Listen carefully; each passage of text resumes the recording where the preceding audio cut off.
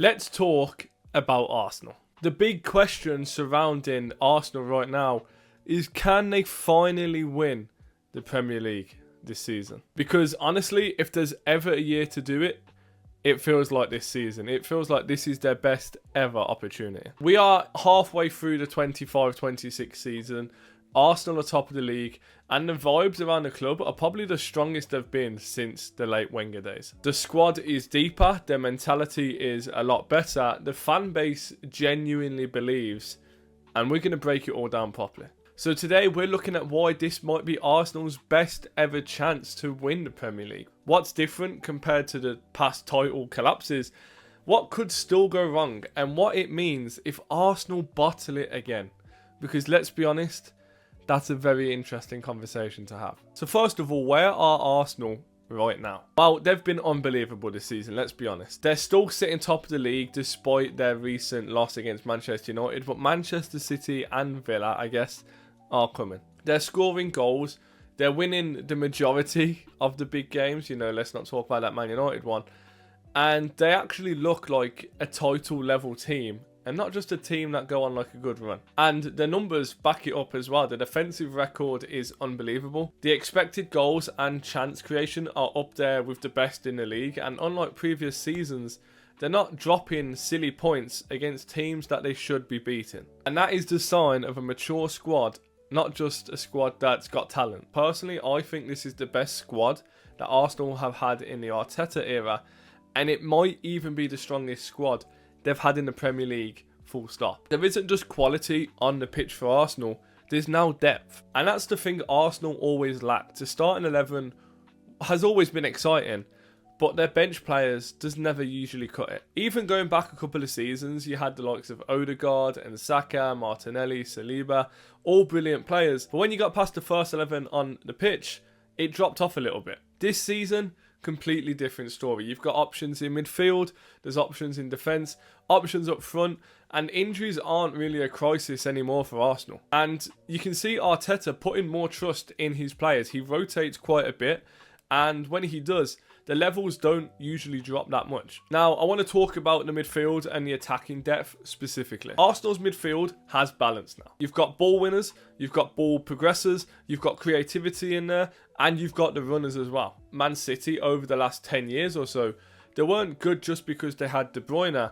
They had strength on every position. I know Gyökeres isn't scoring as many goals as he would like, but Arsenal have finally found multiple ways to score goals. They can score through wide areas, with Martinelli and Saka being unbelievable this season. They can score through midfield runs. They can score from cutbacks, which is something that Arsenal haven't always been good at. And most importantly, everyone kind of jokes about it, but they are unbelievable at set pieces.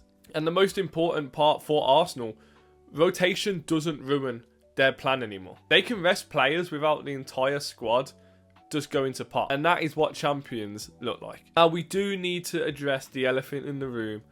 Arsenal have been here before a few times. We've seen it in the last 3 or 4 years. Arsenal get to Christmas or around February time. They're leading the league. Everyone's talking and getting excited. And then they hit that wobble. Points start dropping really quickly. They've had injuries to key players. And Man City go into their robot mode. We know they can go and win 10, 15 games in a row. And before you know, Arsenal have lost the league again. The difference this season is that Arsenal no longer have to rely on 14 players to put 110% in every week just to survive. This year feels like less of a sprint for Arsenal and more like a marathon that they've prepared for. Another part that doesn't get talked about too much is mentality. Arsenal used to be emotionally fragile. One bad result and the entire fan base would just feel like the world was ending. I mean, we've all seen Arsenal fan TV. And to be honest, I think the players felt it as well. But now it is a completely different vibe. They don't panic after a bad half. They don't collapse after a late equaliser. They actually look like a team that expects to win. And that's the difference between title challengers and title winners. But let's be honest, this isn't guaranteed that Arsenal are going to win the league. Let's talk about 4 things that could possibly derail Arsenal's season. And the first thing I want to talk about is injuries. I know they've got a lot of players in their squad who are capable of playing, but if they do get injuries to the key players, especially during their Champions League knockout stages, this could change everything. The second thing I want to talk about is their fixture congestion. Now, Arsenal are obviously playing in the Premier League, they are still in the Champions League, they are still in the FA Cup, and they are still in the EFL Cup as well. And that schedule from February onwards towards the end of the season is absolutely brutal. The third thing that could stop Arsenal from winning the league is Manchester City. Manchester City just do not go away. They are the final boss of English football. They've won titles from 10 points behind. They've won titles on the last game of the season. They always know when to turn up. And the last thing that could stop Arsenal from winning the league is pressure. Now, Arsenal have been close before. They have been incredibly close before. And pressure does very strange things to teams. Champions can handle the pressure. Look at Manchester City.